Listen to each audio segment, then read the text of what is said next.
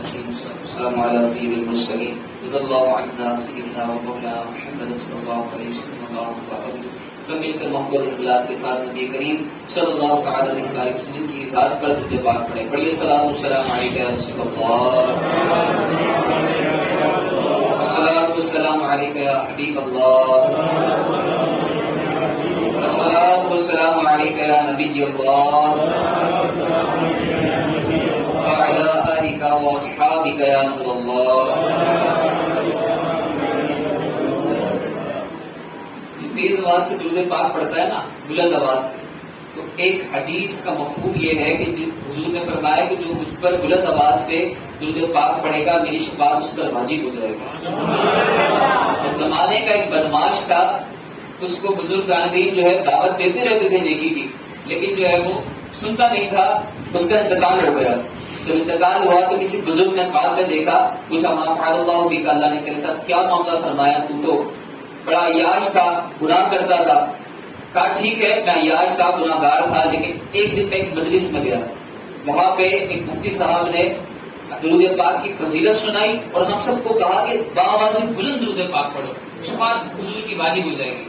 میں نے باآواز بلند درود پاک پڑھا اور اللہ تبارک و تعالی نے مجھے بخش دیا. صلو علی الحبیب صلی اللہ علیہ محمد صلی اللہ علیہ وسلم. حضرت سیدنا شیخ ابو بکر شبلی علیہ رحمۃ اللہ ولی ایک روز بغداد معلی کے جلیل عالم حضرت سیدنا ابو بکر بن مجاہد علیہ رحمۃ اللہ واحد کے پاس تشریف لائے. انہوں نے فوراً کھڑے ہو کر ان کو گلے لگا لیا اور پیشانی چوم کر بڑی تعظیم کے ساتھ اپنے پاس بٹھایا. حاضرین نے عرض کیا یا سیدی، آپ اور اہل بغداد آج تک انہیں دیوانہ کہتے رہے، مگر آج ان کی اس قدر تعظیم کیوں؟ جواب دیا میں نے یوں ہی ایسا نہیں کیا، الحمدللہ آج رات میں نے خواب میں یہ ایمان افروز منظر دیکھا کہ حضرت سیدنا ابو بکر شبلی علیہ رحمۃ اللہ ولی بارگاہ رسالت میں حاضر ہوئے تو سرکار دو عالم صلی اللہ تعالی علیہ وسلم نے کھڑے ہو کر ان کو سینے سے لگایا دیا اور پیشانی کو بوسہ دیا، اپنے پہلو میں بٹھا لیا. میں نے عرض کیا رسول اللہ صلی اللہ علیہ وسلم، شبلی پر اس قدر شفقت کی وجہ؟ اللہ عز و جل کے محبوب دانائے غیوب منزہ عن العیوب صلی اللہ تعالی علیہ وسلم نے غیب کی خبر دیتے ہوئے فرمایا کہ یہ ہر نماز کے بعد یہ آیت پڑھتا ہے، بسم اللہ الرحمن الرحیم، لقد جاءکم رسول من انفسکم عزیز علیہ ما عنتم حریص علیکم بالمؤمنین رؤوف رحیم. اور اس کے بعد مجھ پر درود پڑھتا ہے. درود پاک پڑھتے تھے تو کھڑے ہو کر آقا نے استقبال کیا، سینے سے لگایا، ماتھے پہ بوسہ دیا اور اپنے پاس بٹھایا. کتنی نوازشیں محبت، درود پاک کی فضیلت. صلو علی الحبیب صلی اللہ تعالی علی محمد. موضوع کیا ہے بھائی؟ شب براءت. براءت نہیں ہے براءت. براءت مطلب آزادی، جہنم سے آزادی. اس رات کو اللہ تبارک و تعالی کئی لوگوں کو جہنم سے آزاد فرماتا ہے، اس لیے اس رات کا نام لیلۃ البراءت یعنی شب برات اس کو ہم کہتے ہیں. رسول اکرم نور مجسد صلی اللہ تعالی علیہ وسلم کا شعبان المعظم کے بارے میں فرمان مکرم ہے، شعبان شہری و رمضان شہر اللہ، یعنی شعبان میرا مہینہ ہے اور رمضان اللہ کا مہینہ ہے. شعبان کے 5 حروف کی بہائے سبحان اللہ عز و جل. ماہ شعبان المعظم کی عظمتوں پر قربان، اس کی فضیلت کے لیے اتنا ہی کافی ہے کہ ہمارے میٹھے میٹھے آقا مکی مدنی مصطفیٰ صلی اللہ تعالی علیہ وآلہ وسلم نے اسے میرا مہینہ فرمایا. سرکار غوث اعظم شیخ عبد القادر جیلانی حنبلی. سوال ہو سکتا ہے، دوبارہ سنیں، ہو سکتا ہے اس میں سے سوال ہو جائے. سرکار غوث اعظم شیخ عبد القادر جیلانی حنبلی علیہ رحمۃ اللہ ولی لفظ شعبان کے 5 حروف شین عین با الف نون کے متعلق نقل فرماتے ہیں. شین سے مراد شرف یعنی بزرگی، عین سے مراد علو یعنی بلندی، با سے مراد بر یعنی احسان، الف سے مراد الفت اور نون سے مراد نور ہے. تو یہ تمام چیزیں اللہ تعالیٰ اپنے بندوں کو اس مہینے میں عطا فرماتا ہے. یہ وہ مہینہ ہے جس میں نیکیوں کے دروازے کھول دیے جاتے ہیں، برکتوں کا نزول ہوتا ہے، خطائیں مٹا دی جاتی ہیں اور گناہوں کا کفارہ ادا کیا جاتا ہے. اور خیر البریہ سید البراء جناب محمد مصطفیٰ صلی اللہ تعالیٰ علیہ وسلم پر درود پاک کی کثرت کی جاتی ہے، اور یہ نبی مختار صلی اللہ تعالیٰ علیہ وسلم پر درود بھیجنے کا مہینہ ہے.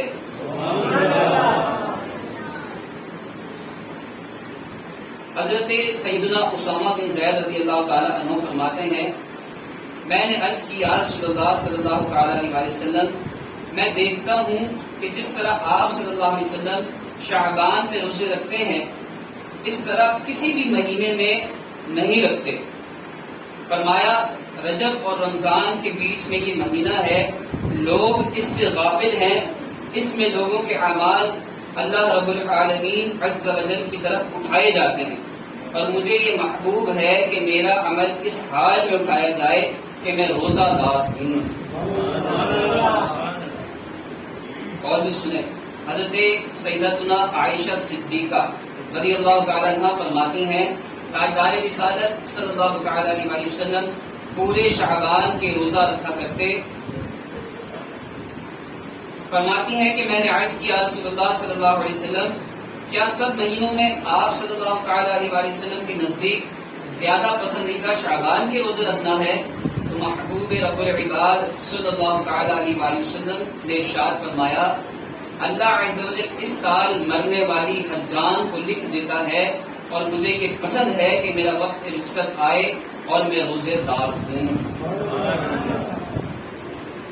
بخاری شریف میں ہے، حضرت سیدتنا عائشہ صدیقہ رضی اللہ تعالیٰ عنہ فرماتی ہیں کہ رسول اللہ صلی اللہ تعالیٰ علیہ وسلم شعبان سے زیادہ کسی مہینے میں روزے نہ رکھا کرتے، بلکہ پورے شعبان ہی کے روزے رکھ لیا کرتے تھے، اور فرمایا کرتے اپنی استطاعت کے مطابق عمل کرو کہ اللہ عز و جل اس وقت تک اپنا فضل نہیں روکتا جب تک تم اکتا نہ جاؤ.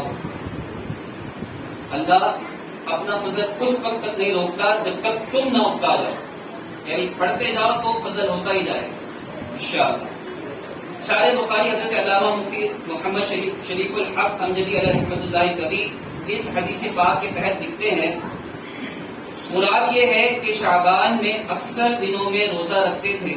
اسے تقریباً یعنی غلبے اور زیادت کے لحاظ سے کل یعنی سارے مہینے کے روزے رکھنے سے تعبیر کر دیا. جیسے کہتے ہیں فلاں نے پوری رات عبادت کی، جبکہ اس نے رات میں کھانا بھی کھایا ہو اور ضروریات سے فراغت بھی کی ہو. یہاں تقریباً اکثر کو کل کہہ دیا. مزید فرماتے ہیں اس حدیث سے معلوم ہوا کہ شعبان میں جسے قوت ہو وہ زیادہ سے زیادہ روزے رکھے، البتہ جو کمزور ہو وہ روزہ نہ رکھے، کیونکہ اس سے رمضان کے روزوں پر اثر پڑے گا. یوں ہی محمل یعنی مراد و مقصد ہے ان احادیث کا جن میں فرمایا گیا کہ نصف یعنی آدھے شعبان کے بعد روزہ نہ رکھو.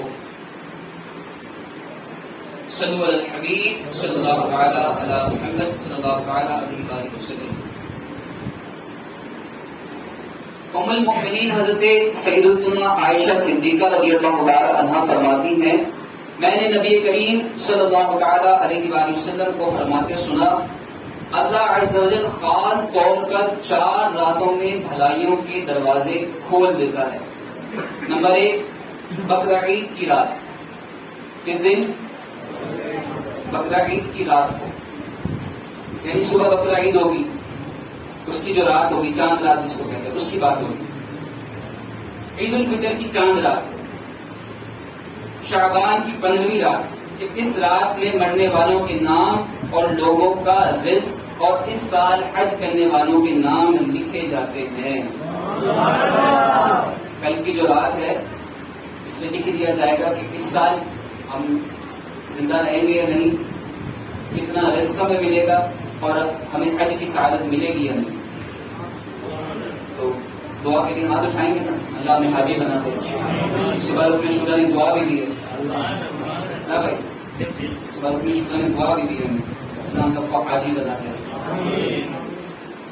میٹھے میٹھے اسلام بھائیوں، 15 شعبان المعظم کی رات اتنی نازک ہے، نہ جانے کس کی قسمت میں کیا لکھ دیا جائے. بعض اوقات بندہ غفلت میں پڑا رہ جاتا ہے اور اس کے بارے میں کچھ کا کچھ ہو چکا ہوتا ہے. بنیاد الطالبین میں ہے، بہت سے کفن دھل کر تیار رکھے ہوتے ہیں مگر کفن پہننے والے بازاروں میں گھوم رہے ہوتے ہیں. کافی لوگ ایسے ہوتے ہیں کہ ان کی قبریں کھودی جا چکی ہوتی ہیں مگر ان میں دفن ہونے والے خوشیوں میں مست ہوتے ہیں. بعض لوگ ہنس رہے ہوتے ہیں حالانکہ ان کی موت کا وقت قریب آ چکا ہوتا ہے. کئی مکانات کی تعمیرات کا کام پورا ہو گیا ہوتا ہے مگر ساتھ ہی ان کے مالکان کی زندگی کا وقت بھی پورا ہو چکا ہوتا ہے. آگاہ اپنی موت سے کوئی بشر نہیں، آگاہ اپنی موت سے کوئی بشر نہیں، ساما 100 برس کا ہے پل کی خبر نہیں. صلو علی الحبیب صلی اللہ تعالی علی محمد صلی اللہ تعالی علیہ وآلہ وسلم. حضرت سیدتنا عائشہ صدیقہ رضی اللہ تعالی عنہا سے روایت ہے، حضور سراپا نور فیض گنجور صلی اللہ تعالی علیہ وآلہ وسلم نے فرمایا، میرے پاس جبرائیل علیہ السلام آئے اور کہا شعبان کی 15ویں رات ہے، اس میں اللہ تعالی جہنم سے اتنوں کو آزاد فرماتا ہے جتنے بنی قلب کی بکریوں کے بال ہیں. بنی قلب یہ سب سے زیادہ بکریاں پالتے ہیں، سب سے زیادہ مشہور تھے یہ کہ ان کے پاس بکریاں بہت ہوتی ہیں. اللہ تبارک و تعالیٰ ان کی بکریوں کے بالوں کے برابر پتہ نہیں اربوں خربوں کی تعداد پہنچے گی. اس رات کو اللہ معاف فرما دیتا ہے. ان کو معاف فرماتا ہے جن پر جہنم واجب ہو چکی ہوتی ہے. نیکوکار کی بات نہیں ہو رہی.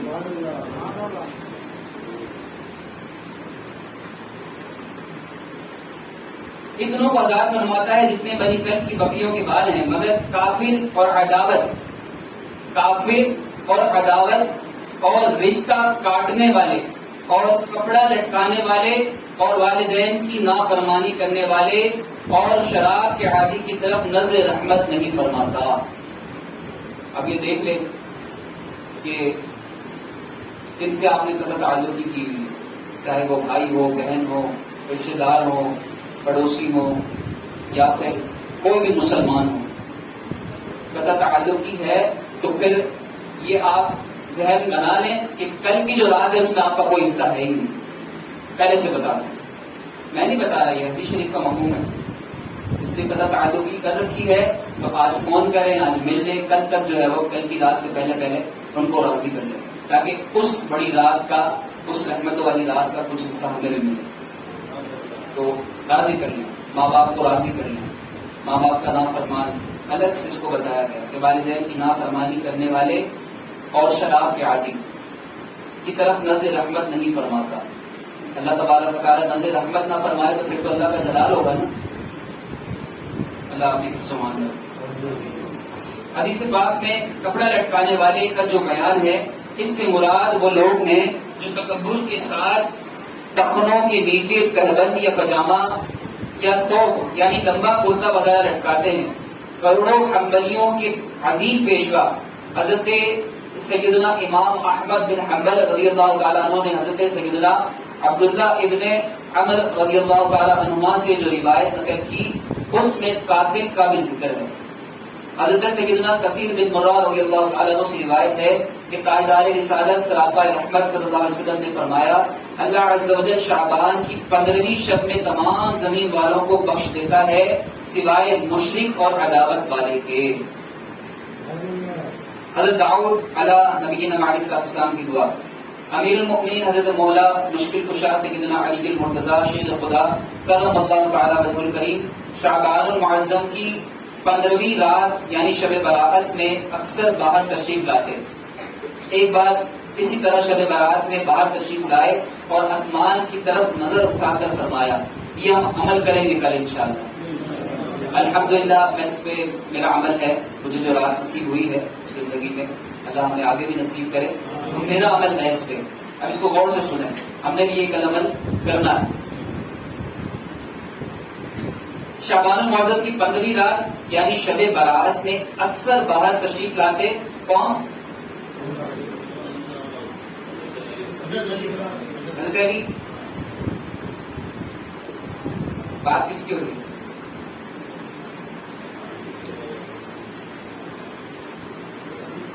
حضرت علی بھی عمل کرتے ہیں، اور پڑھ کے بتاتا ہوں، میرے بھی ذہن میں ابھی حاضر نہیں ہے. ایک بار اسی طرح شب برات میں تشریف لائے اور آسمان کی طرف نظر اٹھا کر فرمایا.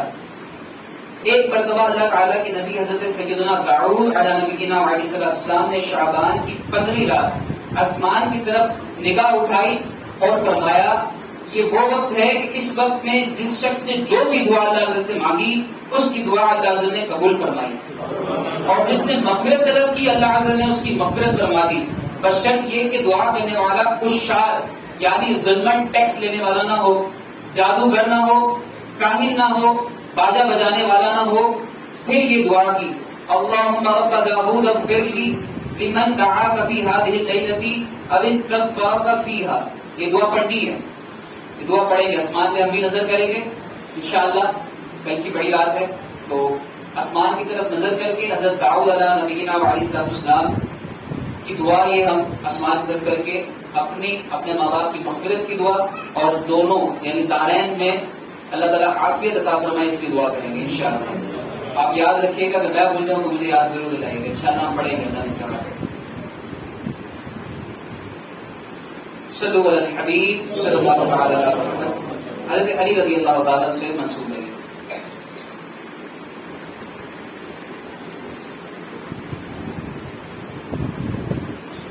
پندرہ شعبان کا روزہ.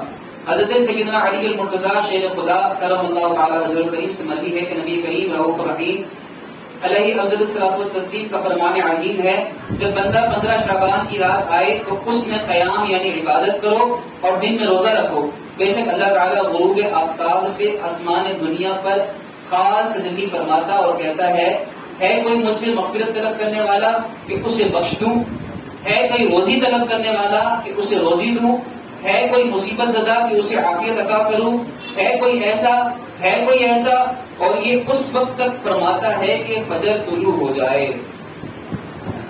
اللہ تو بولتے ہیں اللہ تبارک و تعالی یہ ارشاد فرما رہا ہے. تین کو تو ہائی لائٹ کر دیا نا، مغفرت طلب کرنے والا اور روزی مانگنے والا جس کی وجہ سے پریشان رہتے سارے، عافیت طلب کرنے والا، ہے کوئی ایسا. اللہ تبارک و تعالیٰ یہ ندا آتی رہتی ہے کب تک؟ طلوع فجر تک. یعنی کل کی جو رات ہوگی مغرب کی نماز کے بعد سے لے کر طلوع فجر تک آپ مانگے اللہ تعالیٰ سے، اپنے رب سے مانگے، کھول کے مانگے، دل کھول. وہ عطا فرمانے والا ہے، بادشاہوں کا بادشاہ ہے، وہ عطا کر سکتا ہے. جائز دعا مانگنی ہے، ناجائز دعا تو قبول ہی نہیں ہوگی.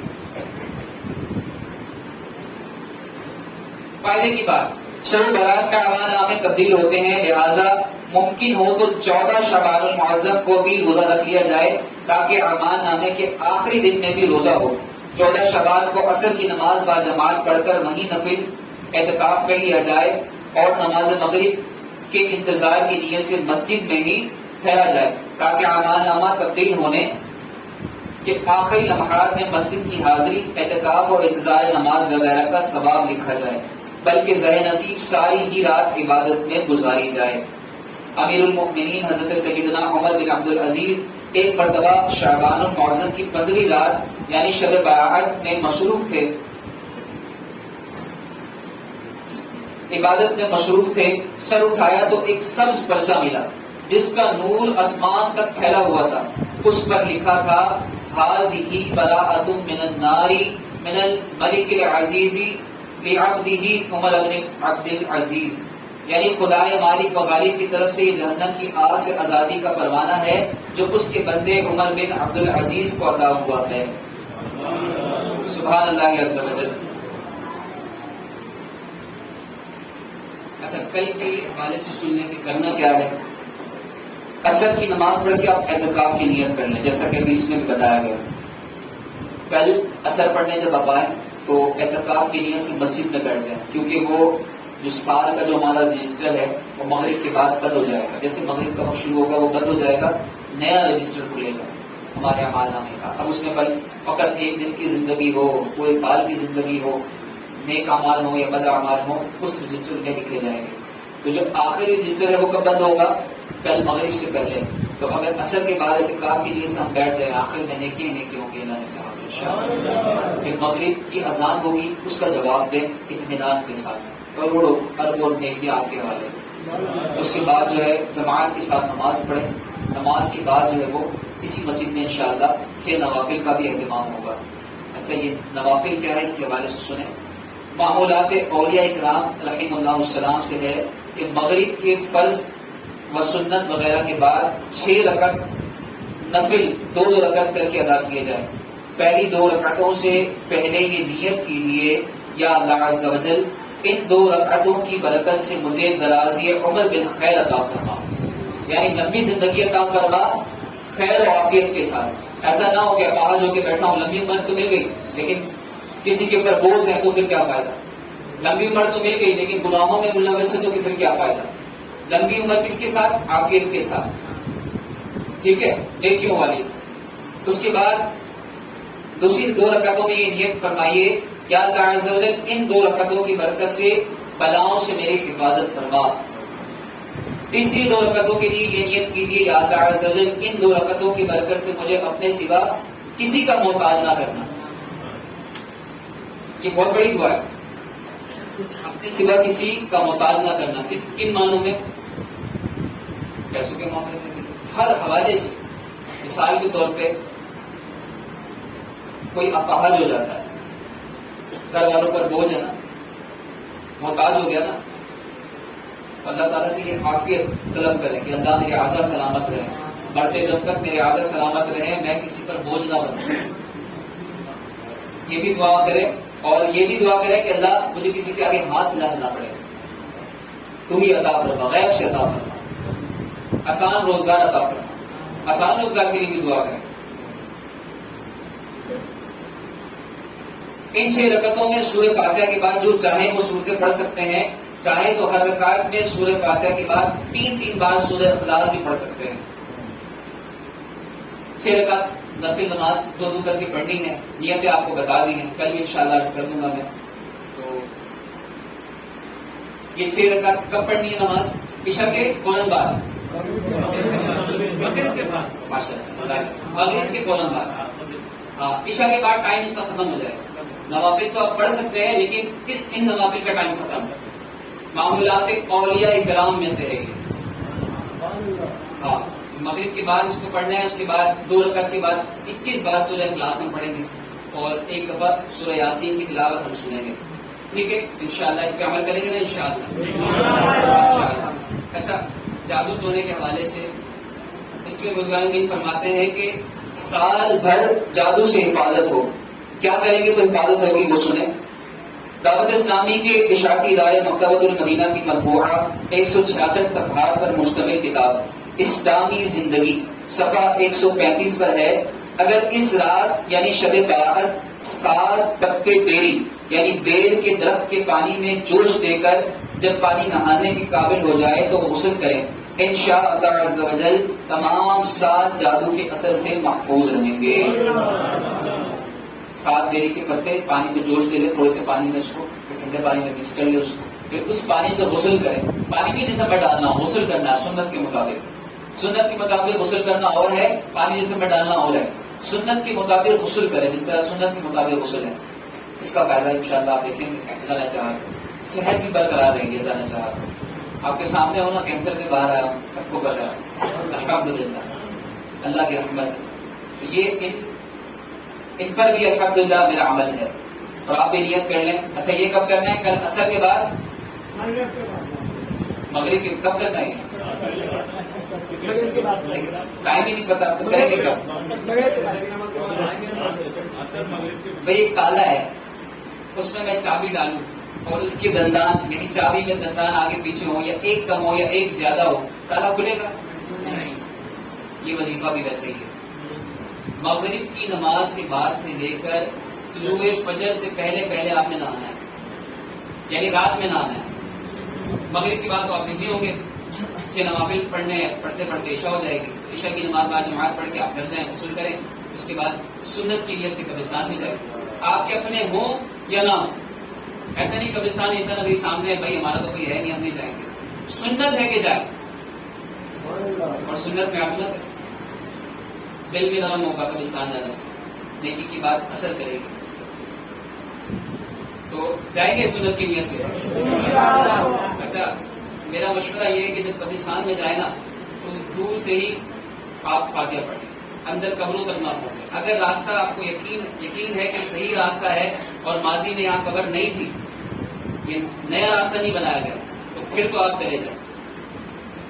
لیکن میں یہ عرض کروں گا کہ قبرستان میں کونے پہ کھڑے ہو کے آپ فاتحہ پڑھ لیں، بھلے ابو کی قبر ہے، کسی بھی عزیز کی قبر آگے نہ جائیں۔ کسی مسلمان کی قبر پر چڑھنا یہ حرام ہے، یہ حرام کام کریں گے۔ سنت کے لیے آپ جا رہے ہیں اور حرام کام کر کے واپس آ رہے ہیں، اور ایسا حرام کام کہ واسطے جہنم ہوں گے۔ سمجھے اس چیز کو، اس کو بالکل عام لیتے ہیں، قبروں کے اوپر چڑھ کر لوگ جا رہے ہوتے ہیں۔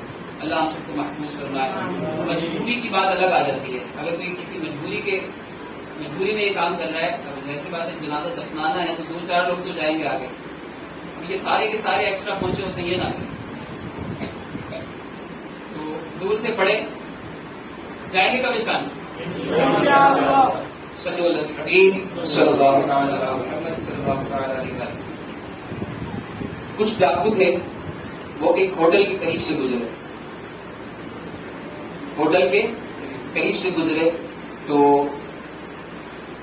ان کو جو ہے وہ مسخرہ پن سوجا، مذاق ہے تو ڈاکو، تو انہوں نے کیا کیا کہ کہا یار ہم سب کو لوٹتے تو ہیں، آج کچھ اور کرتے ہیں۔ کہ کیا کرتے ہیں؟ ساتھی آپس میں مشورہ کرتے، کہتے یار یہ اپنا نقاب اتارو اور اس کو امامہ باندھ دو، اپنے نقاب کو اتارو اور اس پہ سر پہ امامہ باندھ دو۔ تو ڈاکوؤں نے سب نے یہ کیا، نقاب اتار کے امامہ باندھ دیا، تلواریں وغیرہ جو بھی اس وقت تھی سائڈ کر دی، اور نیک بن کے تسبیح پڑھتے ہوئے سبحان اللہ الحمدللہ، وہ سارے کے سارے ڈاکو ہوٹل کے اندر گئے۔ جب ہوٹل کے اندر گئے تو ہوٹل کا جو مالک ہے دیکھتا وہ اتنے سارے نیک بندے اللہ کے بزرگ آئے، اپنے نوکروں کو حکم دیتا بھائی جلدی ان کے لیے کھانا لگاؤ، پیسے نہیں لینا ان سے، اللہ کے نیک بندے آئے ہیں سارے۔ اور ڈاکو ایک دوسرے کے دیکھ کر مسکراتے ہیں، ہنستے، دیکھو کیسا بیوقوف بنایا، لوٹ بھی سکتے تھے وہ، ایک تلوار مارتے وہ ڈھیر جو چاہیے لے کے چلے جاتے، لیکن وہ ان کو مسخرہ پن سوجا۔ تو اب کیا ہوا؟ کھانا لگا۔ اب یہ جو ڈاکو ہے اصل میں کون ہے؟ ڈاکو ہے نا، نیک بندے تو نہیں ہیں، وہ تو نیک بندے کا ڈرامہ کر رہے ہیں۔ تو کھانا کھانے لگے، جب کھانا کھانے لگے تو دیکھا کہ ہوٹل میں ایک بچہ رینگتا ہوا آ رہا ہے۔ کس طرح؟ بچہ ہے تو دوڑتے ہوئے آئے گا نا، لیکن رینگتا ہوا کیوں آ رہا ہے؟ کوئی جانور ہے، کوئی سانپ ہے، کوئی بچھو ہے؟ وجہ یہ ہے کہ اس کے دونوں بازو سے محروق تو نہیں تھا، مطلب اپاہج تھا، دونوں پیر بھی اپاہج، تو پیٹ کے بل وہ رگڑتا اس کے پاس آ گیا۔ تو کہا یہ کون ہے بھائی؟ کہا بھائی یہ جو ہوٹل کا مالک ہے اس کا بیٹا ہے اور اپاہج ہے، افسوس ہوتا ہے۔ خیر کھانا وانا کھایا، چلے گئے۔ اب یہ لوگ چلے گئے، کچھ عرصے کے بعد دوبارہ ان ڈاکوؤں کا وہیں سے گزر ہوا، پھر اشارہ کرنے لگے آج چلتے ہیں، پھر چلتے ہیں، ان کو بیوقوف بناتے ہیں، نقاب اتارو، نقاب اتارا، امامہ باندھا اور اندر گئے ہوٹل میں۔ اب جب ہوٹل میں گئے تو مالک کی نظر پڑی، وہی لوگ آئے نیک لوگ، تو وہ پہلے تو اس نے حکم کیا تھا نوکروں کو کہ جاؤ ان کے لیے کھانا لگاؤ، یہ کرو یہ کرو، اب وہ خود بڑھ چڑھ کر کام کرنے لگا۔ مالک تشریف لائیے، بٹھایا سب کو، کھانا پیش کرتا ہے، ان کو سمجھ نہیں آتی بات یہ کیا ہے، آج تو کچھ زیادہ پروٹوکول مل رہا ہے، عبادت میں اضافہ ہو گیا لگتا ہے۔ خیر تو اب وہاں سے ایک بچہ دوڑتے ہوئے آتا ہے، وہی معاملہ، وہی سمجھتے ریپیٹ ہو رہا ہے معاملہ، لیکن اب پہلے وہ بچہ رینگتا ہوا آیا تھا، اب وہ دوڑتے ہوئے آتا ہے، اپنے پیروں پہ وہ گھوم پھر رہا ہے۔ ڈاکوؤں کو سدا پوچھتا ہے کیا معاملہ ہے, کیا ماجرا ہے, یہ کیا ہوا, یہ بچہ ٹھیک کیسے ہوا؟ تو وہ بتاتا ہے اس کا باپ ہوٹل کا مالک, وہ کہتا ہے کہ بات دراصل یہ ہے کہ جب آپ سب کھانا کھا کر آپ چلے گئے تو آپ سب کی پلیٹ میں سے جو تھوڑا تھوڑا بچا ہوا تھا وہ میں نے سارا جمع کیا, اور جمع کرنے کے بعد اس نیت سے کہ آپ اللہ کے نیک بندے ہیں میں نے اپنے بیٹے کے حق میں اتار دیا, اور اس کی برکت ہے کہ میرا بیٹا آج صحیح سلامت ہے اور اپنے پیروں پر چل رہا ہے. اچھا اصل میں وہ کون ہے یہ بتائیں؟ کوئی نیک بندے نہیں بن رہا, اصل میں وہ ڈاکو تھے. لیکن ایسا ہوا کیوں؟ ایسا اس لیے ہوا کہ اس مالک نے, ہوٹل کے مالک نے یہ پختہ عقیدہ رکھا اللہ کی ذات سے کہ اللہ تیرے نیک بندے ہیں, اللہ یہ تیرے نیک بندے, یہ اولیاء ہیں, ان کی برکت سے میرے بچے کو شفا دے دے. اتنا پختہ عقیدہ اللہ تبارک و تعالیٰ کی ذات سے اس کے بندے کے ساتھ, اور جب ہم رب سے ہی مانگیں گے تو پھر بیڑا پار نہیں ہوگا تو کیا ہوگا؟ رب کی بات میں ہاتھ پھیلائیں گے, جھولی پھیلائیں گے تو پھر بیڑا پار ہونا ہی ہے انشاءاللہ. اپنے نفس کے لیے بھی دعا کریں. دنیاوی چیز مانگنے کے ساتھ ساتھ ٹھیک ہے آپ خوش و خرم ہیں, آپ اچھی طریقے سے زندگی گزارتے ہیں, اگر ایمان کا خاتمہ نہ ہو تو پھر کیا ہوگا؟ اس کے لیے بھی روئے. علماء فرماتے ہیں جو اپنے ایمان کے لیے دعا نہ مانگے اپنی زندگی میں کہ آدمی میرا ایمان سلامت رکھنا, میں ایمان سلامت لے کے اس دنیا سے جاؤں, تو علماء فرماتے ہیں کہ جو یہ دعا نہیں مانگتا امید ہے, اندیشہ ہے کہ آخر وقت میں جب اس کی روح نکالی جائے تو اس کا ایمان بھی سلب کر لیا جائے, اس کا ایمان بھی اس سے جدا کر دیا جائے گا. ایک عورت تھی, ایک عورت اللہ کی ولیہ, تو اس نے اسلام قبول کیا. تو اس ریاست میں سب کافر تھے, وہاں کا بادشاہ بھی کافر تھا. بادشاہ کو پتہ چلا کہ میرے رعایا میں سے ایک عورت ایسی ہے جس نے اسلام قبول کر لیا. تو وہ عورت کو بلواتا ہے, سپاہی کو بھیجتا ہے, لے کر آؤ اس نے میرے پاس اسلام قبول کیسے کیا. تو جب وہ سپاہی اس عورت کو لے کر آتے ہیں تو بادشاہ کہتا ہے سنا تم نے اسلام قبول کر لیا؟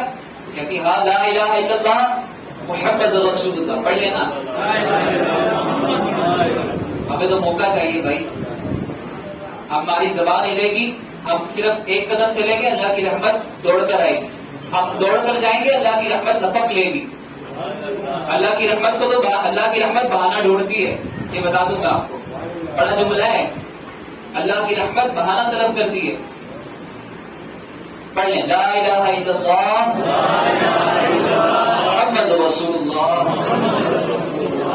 تو اس عورت نے بھی یہی کہا, کلمہ پڑھ کے سنا دیا. بادشاہ کو آیا, بڑا چلا, کہا لے کے چلو اس کو لے کر گیا ایک خالی کنویں میں, ایک خالی کنویں کے پاس لے کر گیا اور کہتا ہے اپنے کلمے سے پھر جا ورنہ تجھے میں اس کنویں میں ڈال دوں. تو ولیہ کیا کہ ڈال دیں, مجھے کوئی ڈر نہیں.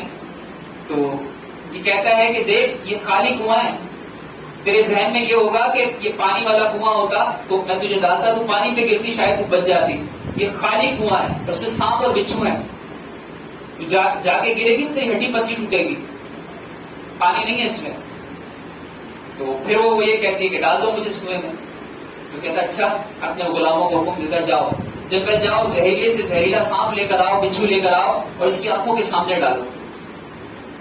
اس کے غلام لے آتے ہیں, آپ اس عورت کے سامنے, ایک تو عورت ذات, اس کے سامنے اس خالی کنویں میں اس کو جکڑا ہوا ہے, اس کو پکڑا ہوا ہے, اس کے سامنے جو ہے وہ یہ سانپ, یہ بچھو, وہ اس کی آنکھوں کے سامنے.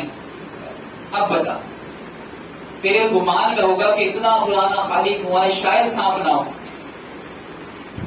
اب تو تیرے سامنے منوں کی تعداد میں جو ہے وہ سانپ ڈالے, بچھو ڈالے اس میں, اب تیرا کیا فیصلہ ہے؟ تو وہ عورت جواب دیتی ہے, جو مسلمان ہو جاتی ہے, وہ کہتی ہے بادشاہ مجھے ایک رات کی مہلت دے دے, مجھے ایک رات کی مہلت دے دے. پاؤ کھاتا ہے, بڑا کرتا ہے, خوش ہوتا ہے, اپنے غلاموں کی طرف دیکھتا ہے, سوچتا ہے کہ ایک رات کی مہلت مانگی ہے اور خوش ہوتا ہے. کہتا ہے ٹھیک ہے تجھے ایک رات کی مہلت دی. رات جو ہے وہ گزرتی ہے, صبح ہوتی ہے. اب بڑے اطراع کے آتا ہے اپنے غلاموں کے سامنے اور کہتا ہے ہاں بھائی کیا فیصلہ کیا تم نے, کلمے سے پھرتی ہے یا نہیں؟ تو جواب دیتی ہے لا الہ الا اللہ محمد رسول اللہ. ہے پاگل ہو گئی, تو تو نے رات بھر سوچا نہیں؟ تو نے رات مہلت مانگی تھی؟ تو نے سوچا نہیں تو پھر وہی کرنا پڑتی ہے؟ تجھے میں ابھی اس کنویں میں ڈالوں گا. تو کہتی ہے بادشاہ سلامت میں نے اس لیے وقت نہیں مانگا تجھ سے کہ میں اس بارے میں سوچوں گی کہ میں کلمہ سے پھروں یا نہ پھروں. میں نے مہلت تو اس لیے تجھ سے مانگی تھی کہ میں اپنے رب کی بارگاہ میں دعا کر سکوں. اور قلب میں کیا کرنی ہے؟ دعا.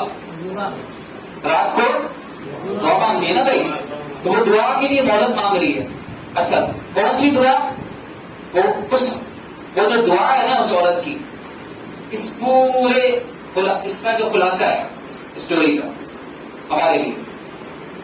تو وہ عورت کہتی ہے کہ میں اپنے رب سے استقامت کی دعا مانگ رہی تھی. کس چیز میں استقامت؟ کہتی ہے کہ دیکھ بادشاہ ابھی تو مجھے کہتا ہے کہ میں تجھے کنویں میں ڈال دوں گا اور میں کہتی ہوں لا الہ الا اللہ محمد رسول اللہ. لیکن یہ بادشاہ جب تو مجھے کنویں میں ڈالے گا میرا جذبہ تو اس وقت یہی ہوگا یہ کنواں ہے اور اب میں دوں گی دھکا دے مجھے تو مجھے دھکا دے دے گا. جب میں اوپر سے نیچے جا کے گروں گی تو میری ہڈی پسلی ٹوٹے گی. جب میری ہڈی اور پسلی ٹوٹے گی تو مجھے تکلیف ہوگی، شدت کے ساتھ مجھے تکلیف ہوگی. اور پھر میرے اس نفس کو جو اس میں موجود سانپ اور بچھو ہیں وہ نوچیں گے، وہ کاٹیں گے. پھر جب مجھے تکلیف ہوگی نا اس تکلیف کی وجہ سے کہیں میں تجھے نہ آواز دے دوں کہ مجھے اوپر کھینچ لے تو مجھے اوپر بلا لے، میں اپنے کلمے سے پھرتی ہوں. میں اس تکلیف سے میرے منہ سے کلمہ کفر نہ صادر ہو جائے. میں اپنے رب سے کلمے پر استقامت مانگ رہی ہوں. رات بھر رو رو کر اپنے رب سے استقامت مانگ رہی تھی کہ یا اللہ صبح مجھے استقامت دینا. یہ بھی تو دعا مانگ رہی ہے نا، ایمان کی، سلامتی کی. اس کی اس بات پر بادشاہ اور اس کی پوری رعایا مسلمان ہو جاتی ہے.